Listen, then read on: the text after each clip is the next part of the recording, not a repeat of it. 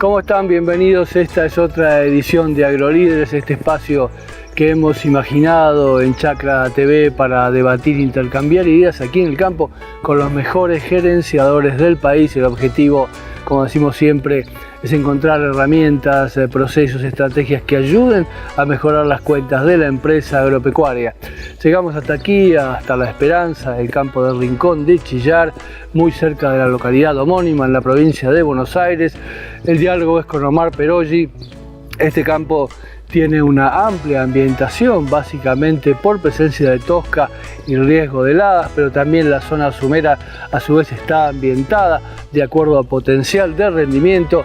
Omar nos va a explicar cómo están manejando este sistema, va a hablar además sobre el uso variable de insumos, nutrientes en la fina, nutrientes y densidad en la gruesa, y también se va a referir a muy interesantes detalles de cómo están manejando el cultivo de cebada.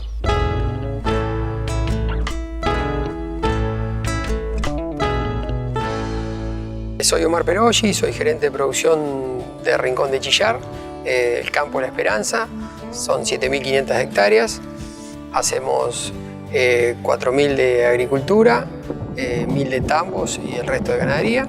Acá estamos situados en dos ambientes diferentes, bien contrastantes, que eso a través de los años lo fuimos delimitando, una por profundidad de tosca y otra porque cuando sembrábamos cultivos de fina, cebada, trigo o canola, siempre en el cultivo de la derecha, donde está el girasol, teníamos problema de que las heladas tardías, o sea, noviembre, diciembre, siempre en los cultivos de fina teníamos bajo rinde por eso.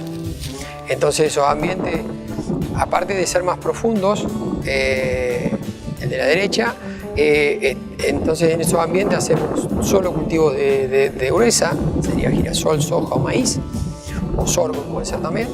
Entonces nosotros ahora el sistema estamos precisando más hectáreas de maíz, entonces como son más profundos el maíz tenemos mayor potencial de rinde, entonces ahí hacemos 3 cultivos de maíz seguidos, o sea, con diferentes tecnologías. Un maíz resistente al glifosato, otro maíz resistente a IMI o Clearfield y otro maíz, el siguiente que puede ser Power, o sea, glifosato y glufosinato de amonio, y después el cuarto cultivo es a girasol o a soja. Y volvemos otra vez a esa rotación. Y en esos ambientes no hacemos cultivos de cimbrafil. Y en el ambiente izquierdo, que es un ambiente más somero, hacemos también cultivos de fina y cultivos de gruesa. El cultivo de fina porque en esta zona es el mejor que se desarrolla. Este lote de la izquierda hemos tenido cebada de 7.500 kilos de promedio. En el ambiente más somero, a su vez, lo tenemos ambientado en alto potencial, medio potencial y bajo potencial. Esa ambientación está por profundidad a la tosca, en donde tenemos la tosca a 20 centímetros, a 50, 60 y a 70, 80. Y ahí, en los dos ambientes, a su vez, tanto sea en el ambiente somero o en el ambiente profundo, en el que hacemos solamente cultivos de gruesa o cultivos de fina y gruesa, también hacemos agricultura variable. En los cultivos de cebada, trigo y canola variamos el fósforo y variamos el fertilizante nitrogenado. O sea, en este caso usamos guano o solmic. Y en el ambiente de gruesa, en los ambientes de gruesa, tanto en girasol o en maíz, ahí variamos plantas por hectárea y variamos fertilizantes, fósforo y nitrógeno. La gran ventaja que tenemos con hacer agricultura variable es que estamos poniendo los insumos necesarios para el potencial necesario de ese sitio específico. Entonces variamos. En plantas de maíz estamos de 30.000 plantas por hectárea a 70.000 plantas por hectárea. Entonces apuntamos a un potencial de 7.000 kilos o un potencial de 13.000 kilos y así llevamos el fósforo y así llevamos el nitrógeno. Previo análisis de cada sitio. Y en la parte del ambiente que hacemos solamente fina y soja, o a veces hacemos un sorgo para silo. En los cultivos de fina variamos el fósforo y el nitrógeno. Y en el sorgo también variamos plantas por hectárea, fósforo y nitrógeno. La gran ventaja de variar las plantas en el cultivo de sorgo, que va para silo, es que el sorgo es muy alto, 2,5 metros, 3. Entonces, cuando tenemos muchas plantas, se hace una caña débil y después cuando tenemos que ensilar, por ahí está muy revolcado y nos cuesta ensilarlo. Entonces, si lo tenemos con menos cantidad de plantas y el año viene benevolente, ramifica mucho, macolla mucho y tenemos mejor tallo y entonces se revuelca menos y obtenemos mejor silo.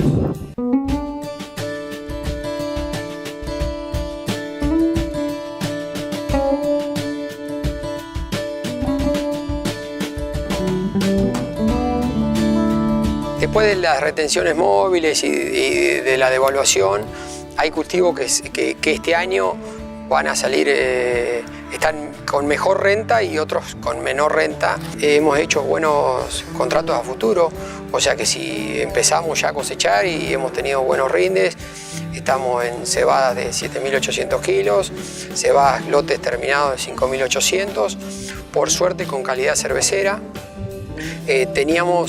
Tenemos todavía dudas porque fue un año, octubre seco, noviembre fue el promedio, pero tuvimos fríos por demás, muchas heladas hemos tenido.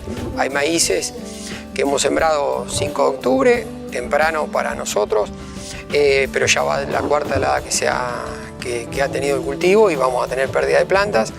Eso en los cultivos de fina, o sea, en cebada y trigo, haciendo las evaluaciones, tenemos sectores con 10-15% de incidencia por helada, sectores con 20%. Tenemos noticias de vecinos que han venido los tasadores y lotes completos de 90% que le ha pagado el seguro. Eso nos hubiera pasado si en este lote estos dos ambientes no los tendríamos ambientados. O sea, si el lote profundo, en vez de haber hecho girasol, y el lote menos profundo haber hecho de soja, lo tendríamos como lote entero, y hubiera hecho cebado, trigo, seguro que el ambiente de girasol, que ahora hicimos girasol, que es el ambiente profundo, que no hacemos fina, hubiéramos tenido el 90% de helado. Eso fue la mayor condición que nosotros nos decidimos para ambientar el campo, y hay sectores del campo o sectores de un lote que no hacemos cultivos de fina porque siempre nos pega las heladas tardías.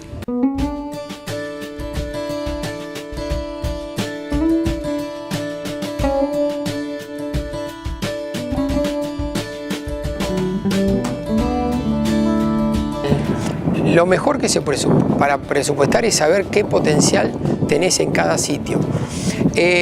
Nosotros éramos, hasta hace 4 años, no habíamos hecho nunca agricultura por ambiente, con personas idóneas y asesores que no nos sale plata, o sea, no es costoso.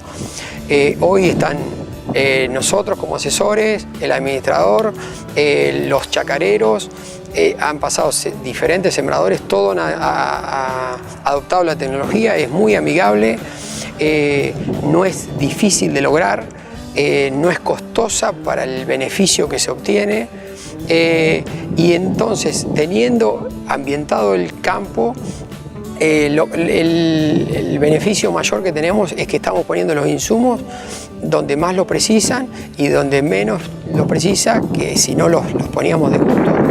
Tenemos casos que hace 10 años hacíamos lotes completos y lo hacíamos por rotación maíz, por rotación girasol, por rotación fina.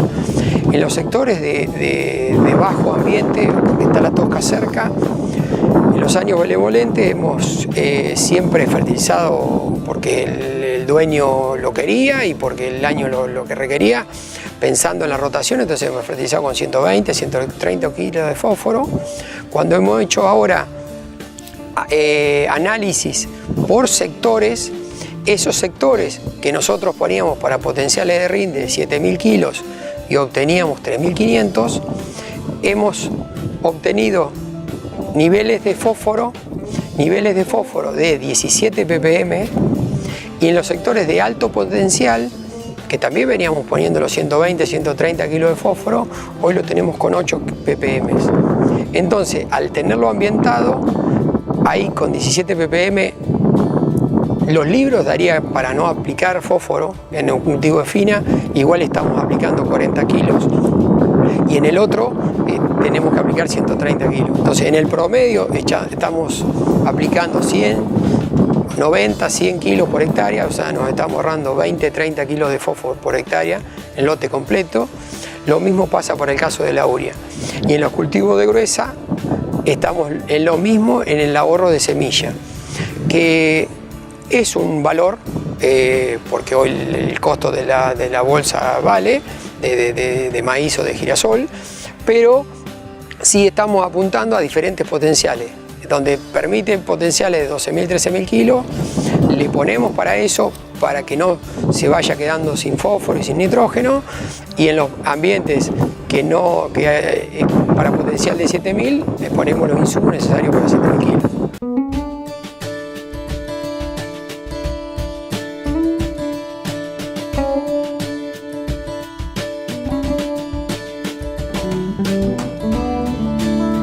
El predominio en los cultivos de fina, somos propensos o en mayor proporción a sembrar cebada, porque le hemos encontrado al hacer manejo por ambiente no se nos revuelca, porque donde más potenciales tenemos más fósforo y más nitrógeno. Al aplicar diferentes variables del fertilizante no nos pasamos ni proteína, nos quedamos cortos en proteína, o sea, tenemos mucha mayor proporción de cebada cervecera. Estamos cosechando 10 a 12 días antes que un trigo, y nosotros, para nuestro sistema, como sí o sí precisamos de cultivo de segunda, tanto sea maíz de segunda o soja de segunda, maíz de segunda porque lo precisamos, sí o sí va para silo, pero 2 de cada 3 ese cultivo también llega a grano, o sea, llega a grano cosechable. Entonces también nos está dando muy buen resultado, entonces por eso tenemos más proporción de cebada que de trigo. Del 100% de la fina, 70% es cebada y 30% es trigo. De ese 70%, el 90% está pensado para cultivo de segunda, tanto sea maíz o soja. El otro 10% más el 30% de trigo está pensado para cultivos de cobertura, en donde le podamos dar un uso de ensilado para un tambo o de pastoreo de terneros de la cría, en donde con suplementación vayan engordando. Dentro de los cultivos de cebada estamos tratando de diversificar la cantidad de variedades que sembramos, siendo que son pocas porque el mercado de las malterías son reticentes a sumar más cebadas a su portfolio. Entonces estamos con 2 cebadas y hay otro semillero que también exporta a Brasil, y entonces estamos sembrando también 3 tipos de cebada. Quisiéramos sembrar más, porque las enfermedades, cuando uno le mete presión de selección por variedad o por un monocultivo, si uno está haciendo una sola variedad, es como si fuera un monocultivo para una enfermedad. Entonces esa enfermedad va variando y se va a hacer, la va a atacar. Entonces lo ideal es la mayor cantidad de cultivos tener posibles, entonces en variedad, como cultivo, como variedad, es ideal, es rédito para el beneficio del productor.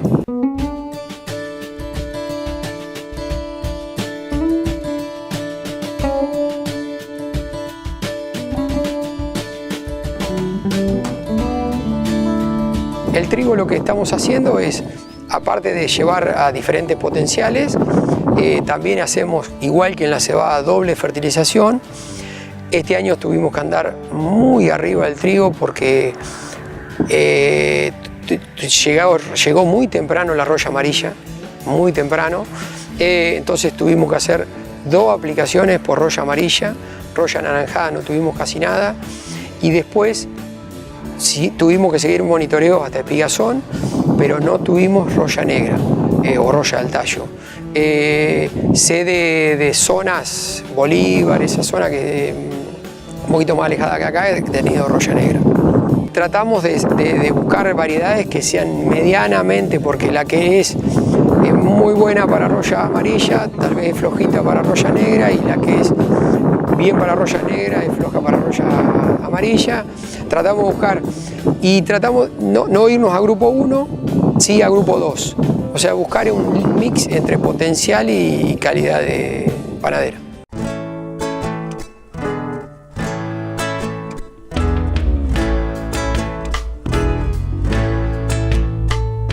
Muy bien, es momento de hablar de la gruesa. Ahora Omar se va a referir en detalle a la forma en que estabilizaron los pisos de rindes del maíz a través de la ambientación y la fecha de siembra. Nos va a contar cómo hacen el maíz de segunda, nos va a dar detalles sobre el cultivo de girasol y la soja, y finalmente todo lo que tiene que ver con este nuevo emprendimiento de trufas que han puesto en marcha en un sector diferenciado del campo.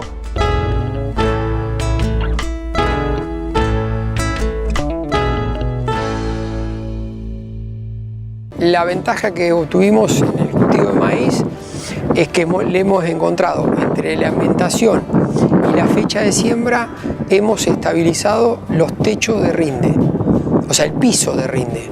O sea, nosotros antes sembrábamos todo del 5 al 15 de octubre, y si en enero nos fallaba, primera quincena de enero o los primeros 20 días de enero, no teníamos muy buenas lluvias, se bajaba el rinde. Ahora, entre poner menos plantas y atrasar la fecha de siembra, sin llegar a ser maíces de segunda, hemos obtenido mejores rindes.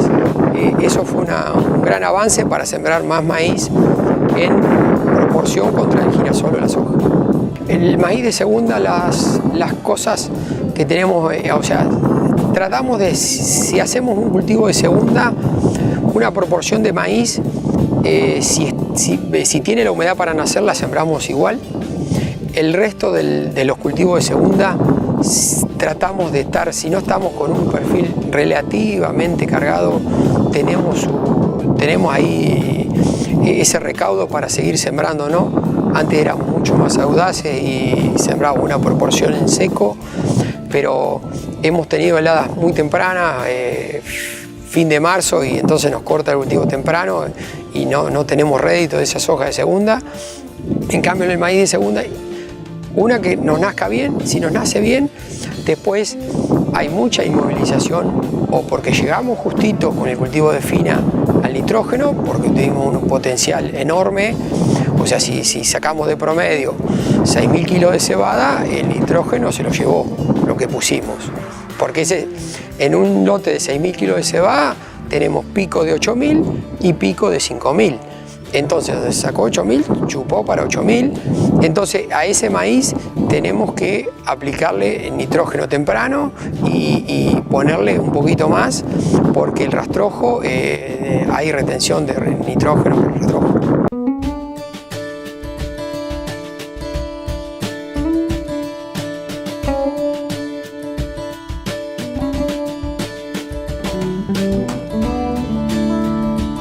Girasol, lo que hemos logrado es que cambiamos las plantas y variamos un poquito el fósforo, y en el alto potencial, si no tenemos X cantidad de nitratos en el suelo, aplicamos nitrógeno temprano, y después todavía no hemos hecho nada. Hay lugares que sí, pero tal vez el potencial nuestro no es para... miramos enfermedades, vemos roya blanca, pero no hemos hecho ensayos de aplicación o no. Sí controlamos insectos durante todo el cultivo.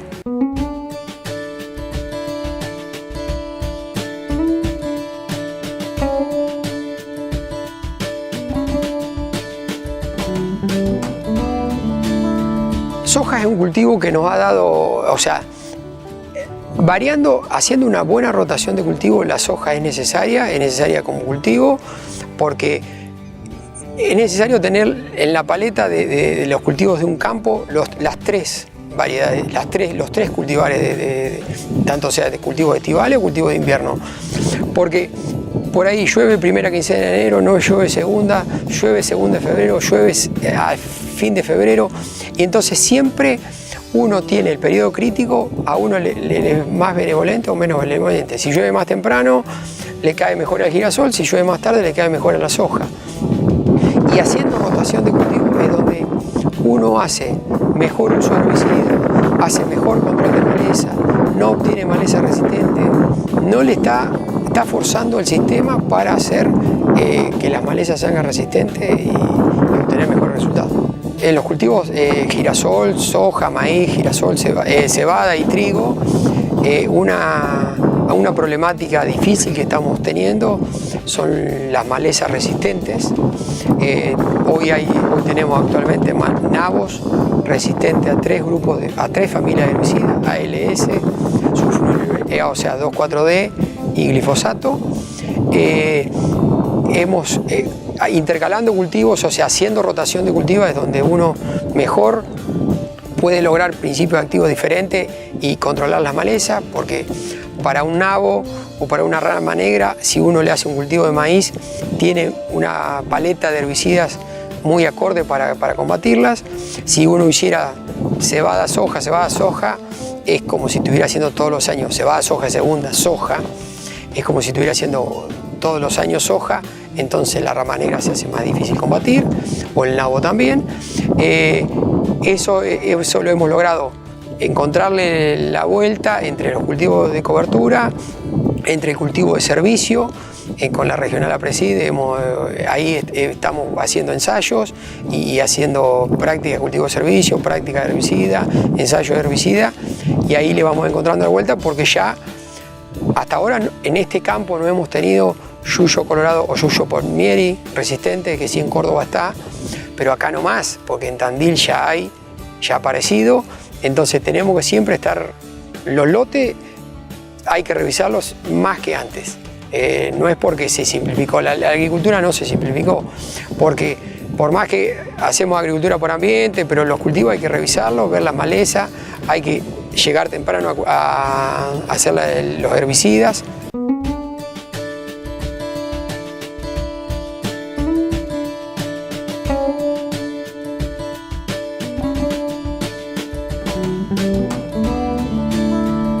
En los cultivos de servicio lo que le estamos encontrando, o sea, actualmente estamos haciendo avena como cultivo de servicio, porque tenemos nuestros resquemores al ryegrass, porque tenemos ryegrass resistente a glifosato. Hemos visitado la regional de Necochea, la de APRESID, y ellos tienen la red de cultivo de servicio nacional.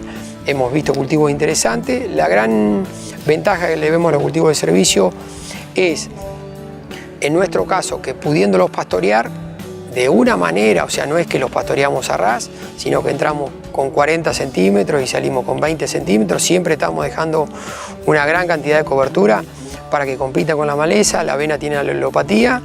Lo que logramos es que ese barbecho, desde el cultivo de fina al cultivo de gruesa posterior, nos dé un rédito, y todo lo que le logramos, le sacamos materia verde, también lo obtenemos porque hay mucha cantidad de raíces que es material vivo, que va aireando el suelo, que tenemos menos malezas, y que al hacerlo más diversificado el sistema, las malezas se encuentran que no saben para dónde ir haciendo resistencia o siendo más hábiles para un sistema o no.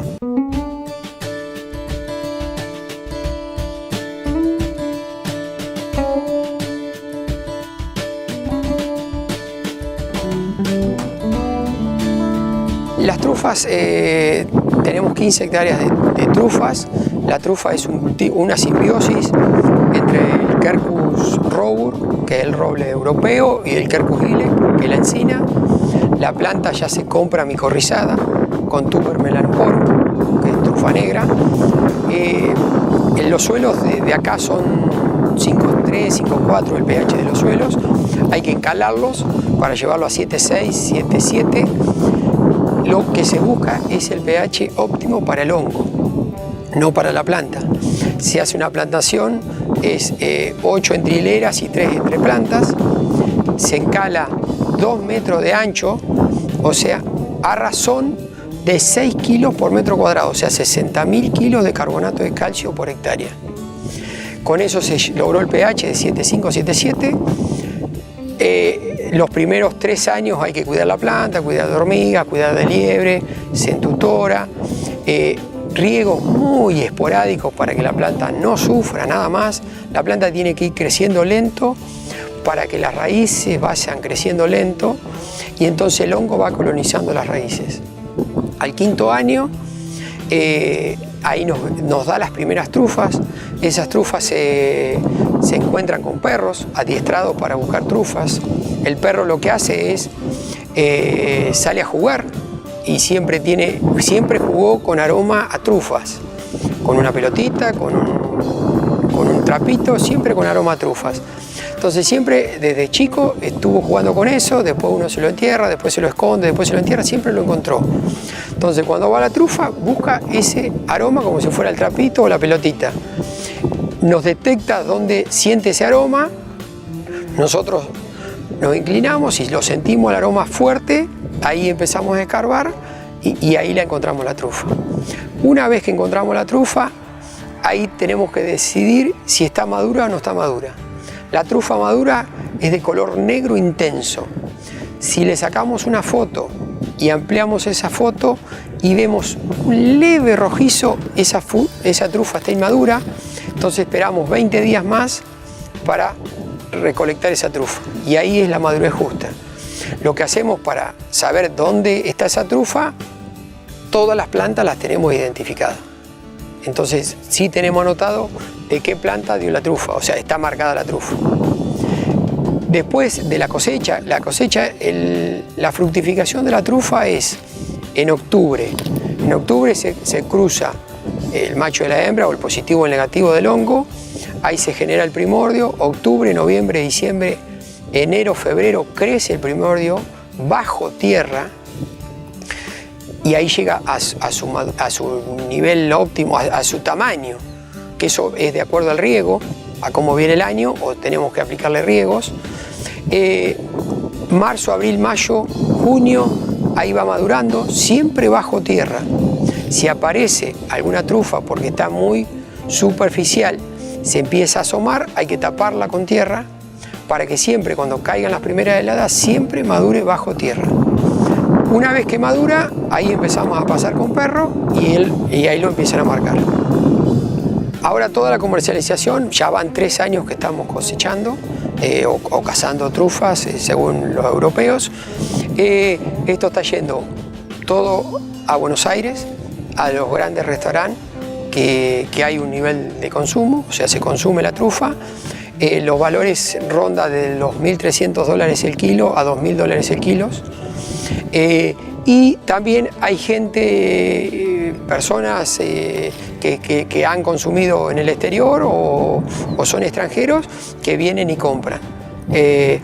Y la mayor demanda la va a tener en exportación, o sea, Europa es muy demandante, Estados Unidos también, porque hay mucho consumo de trufa. El cultivo de trufa es un cultivo que hay que poner mucho dinero en mano de obra, hay que saberlo hacer, hay que tener los perros adiestrados, hay que buscar el lugar adecuado y el dinero no se recupera tan fácil. Nosotros, las cuentas nuestras, es que ese dinero lo vamos a recuperar, vamos 5 desde la primera trufa, 8 años. 2010 fue la plantación, ya vamos en el 2018, 3 años más para recuperar el dinero de la primera trufa y ahí pasa a ser redituable.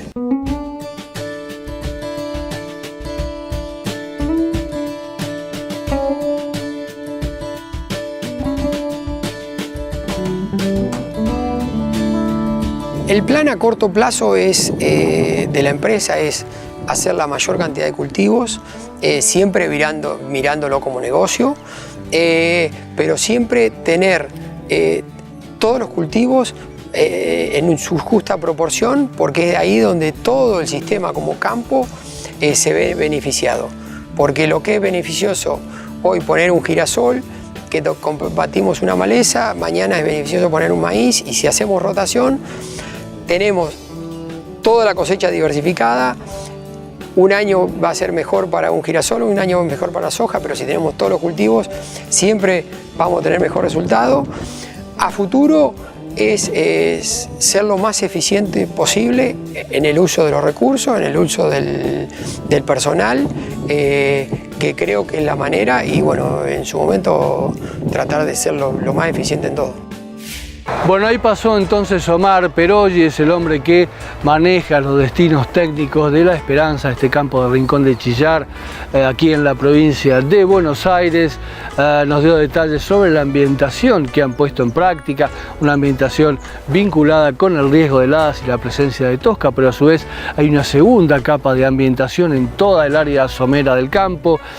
Nos habló sobre la forma en que han estabilizado los rendimientos de maíz de primera y cómo están haciendo el maíz de segunda, la soja, la abundancia de cebada y por qué han elegido especialmente este cultivo como estandarte de la fina. Y finalmente este emprendimiento de trufas realmente muy novedoso, para el cual Perolli y su gente ya están conociendo a fondo los detalles. Esperamos que toda esta información sea de vuestra utilidad.